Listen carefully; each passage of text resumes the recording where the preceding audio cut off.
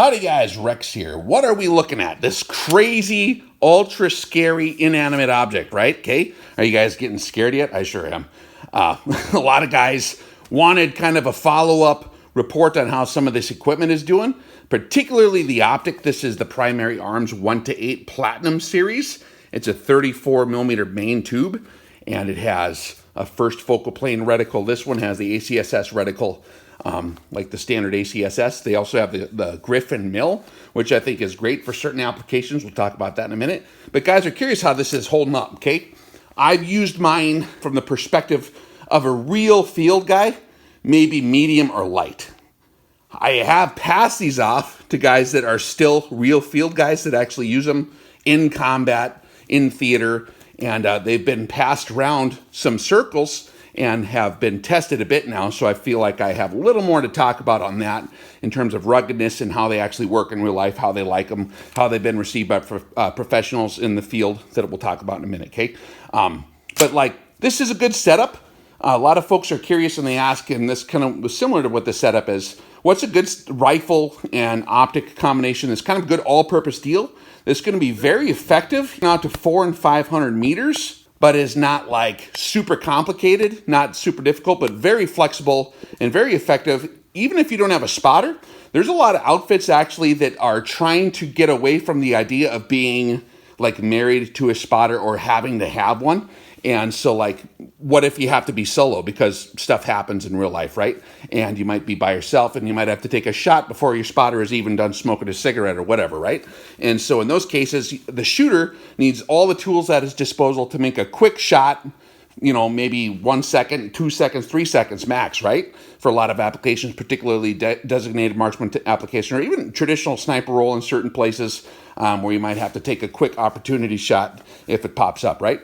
And so, like, this is a good setup, I think, for that. Now, there's different calibers, obviously, different platforms. This is a BCM4, which I think is a good rifle. Bravo company, they make good stuff. This holds up just as good as any of the other top-notch AR stuff that I run, and it's just bone stock factory for the most part. I got a sling and a light and stuff on here, but it's a good rifle. It's been shooting pretty darn good.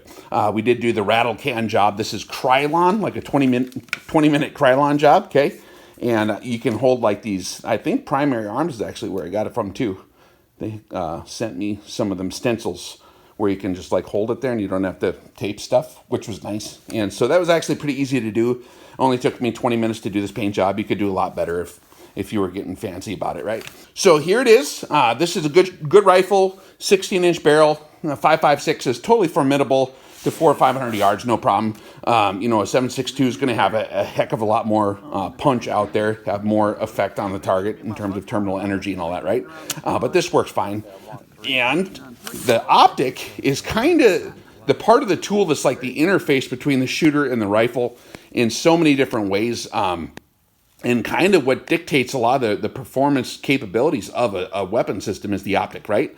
If you have like a huge like a 5-25 or something, then that's going to limit you on the lower end and in terms of portability. And one of the reasons I like the 1-8, and one of the reasons why a lot of the professionals I know as well really gravitate in this general direction is because, well, number one, it's like highly flexible. You got 1 power, and on the Primary Arms Platinum here, when you crank this down to 1 power, it's like you're looking through a very large, perfectly clear window. It's actually easier to see through than like an aim point or a red dot, right? Like very quick to get up there. And it's an etched reticle, you know, and on 1 power, the reticle is situated to where it's got a horseshoe and it's illuminated and it runs just like a red dot. It's actually just as fast.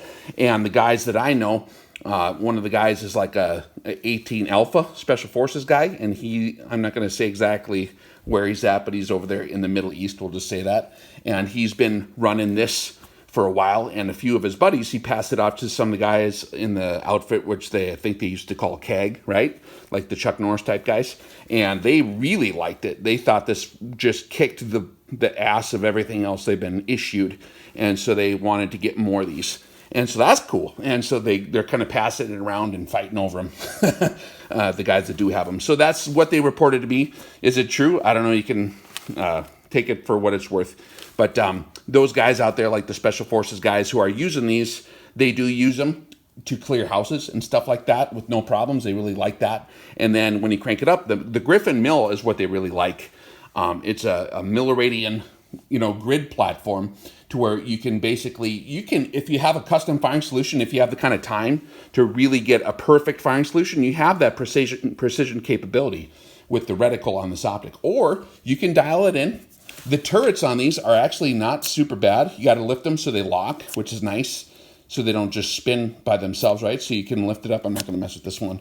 You can dial it in if that's your preference. Most of them guys just hold off, and it works great for that. But it also, when you put it down on 1 power or the lower powers, is still visible, and it is designed to be very useful at 1 power and 8 power and everything in between. And I can attest that from just a, shooting entertainment guy's perspective, or I do training and stuff like that, but like, it works great for all kinds of applications in terms of like if you're hunting in low light or in the dark, even if you got a flashlight on here, this actually works pretty damn good. The way it's balanced out. The quality, the optical quality of these is really nice. I know those guys really appreciated that as well. It's like very, very, very nice optical quality. Very good for low light. The ruggedness is one thing that a lot of guys are curious about. The ruggedness on these seems to actually be pretty darn good. I can tell you this is made the same factory as a lot of the other optics that are like 2 or 3 times the price of this. It's the LOW, okay, basically out of Japan. And so like it's the same scope. You can look at the internal parts. When I take the turret caps off and look at everything, it's the same exact internal parts. It's probably the same kid putting it in there or whatever, right? And or dude or engineer or whoever, I don't know who they have working for them. But it still works really, really, really good in terms of like being compared to the other super highly priced models. These are in between 1,000 and 2,000, I believe, is the current price on these, which is actually very good. They should cost a lot more if you would compare it to other stuff. Is there some variations in the reticles that you could configure differently? They're always kind of making new tweaks and evolutions and different models for different applications, so that's something to look out for. But these are very nicely put together. They're rugged. The guy that I know, like I said, who's 18 Alpha, is Special Forces officer, basically, right? The team leader guy. And he really, really likes them, and he wants to make sure that all his guys have heard about them and can use them. So that's coming from them, which I thought is a highly respectable outfit that actually has the experience to make such a claim. And so that's what they said. So a good optic. One of the cool things about the Griffin mill is it's not confusing. There are some other reticles that work very, very well that do require kind of a high degree of training in order to kind of learn how to use. I'm not against them. But I would say that if you're under a lot of pressure, fatigue, stress, and a very short time limit, and you want to maybe lower that threshold of training required to use this specific piece of equipment, it's a straight mill system, which out to 500 yards can be used like a BDC reticle for 5.56 or even 308. It's very, very quick out to 500 yards and totally adequate to hit full-size E-type targets, if you want to call it that, right? The silhouette targets, like a full-size silhouette, not a problem at all. Movers and stuff, you just kind of superimpose the target on over the grid. You make your best assessment as to the wind and lead based on your experience and your charts and all the shooting and training you've done before. You take a shot, and then very quickly you can, with the clarity on these and the huge eye box you have, that's one of the things I like. It's not fussy with the eye box, so you can get your head behind here and really see very well what's going on down at the target. And even with the 5.56, like with the tiny amount of bullet trace that you have, you can see the bullet trace if you're laying prone or whatever very clearly on these optics. I usually use mine on 6 power, 8 power, and I'm shooting past 400 yards. And they work great for spotting that. And you don't really need to think. You shoot and you can see exactly where that first round went, and you can, within a split second, correct for it. And you're on target just in a second or two.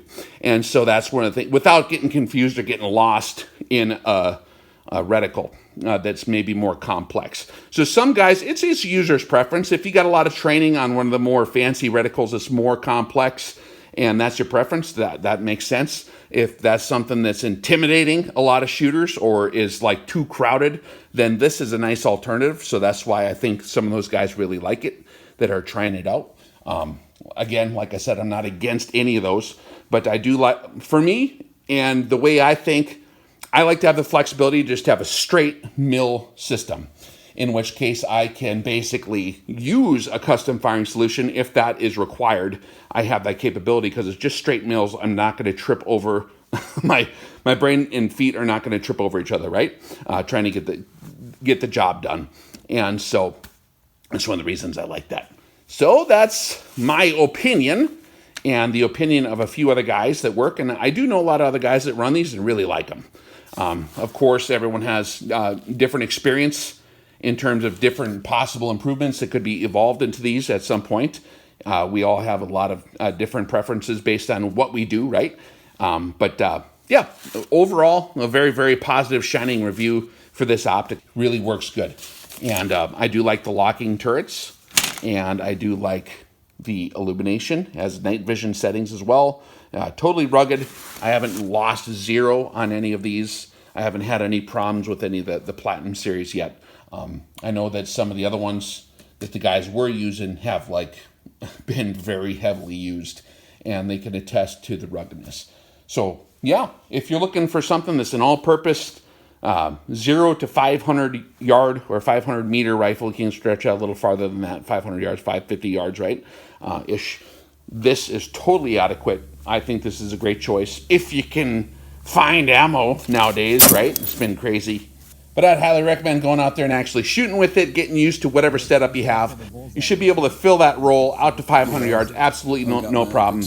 And yes, this particular rifle is shooting good. This optic is still working good. And of course, we plan to shoot this rifle a lot more. I haven't really shot it a huge amount after I painted it, so I need to get it out there and shoot it a bunch more still. All right, guys, hopefully that was helpful for you. Anyone that was curious on this setup here and how it was doing, and we'll catch you guys in the future. I literally could see when the reticle was crazy about that. Yeah, that's not bad at all. Look at that. Yeah. For the naysayers. So go ahead and point them out, bro. For the naysayers that say 5.56 is no good further out. Got one there, and there. I think I loaded what? 15 we're missing?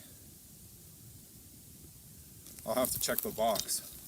It looks like 1, 2, 3, 4, 5, 6, 7, 8, 9, 10, 11, 12. So 12 out of 15. That's a pretty good hit ratio. We're here past 800. I think we're like at 805 or something. See if we can see the vehicles way down there. Oh yeah. Right up and there's the vehicles. What do you think, man? It's pretty good, right?